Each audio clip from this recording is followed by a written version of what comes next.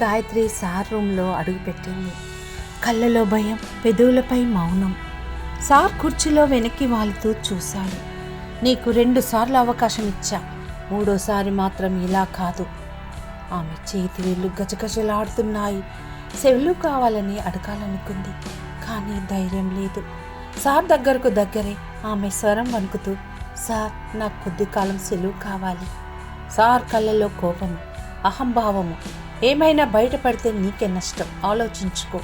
ఆమె పిచ్చి కుక్కలా బయటకు పరిగెత్తింది. గుండె దడదలాడుతుంది. బయట వెచ్చటి సూర్యరశ్మి, కానీ ఆమె మనసు మాత్రం చీకట్లో మునిగిపోయింది.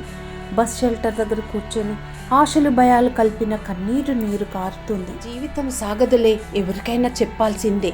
ఆలోచనల మధ్య ఆమె నెమ్మదిగా ఫోన్ తీసుకుంది. హెల్ప్ లైన్కు, షీ టీమ్కు నంబర్ డయల్ చేసింది.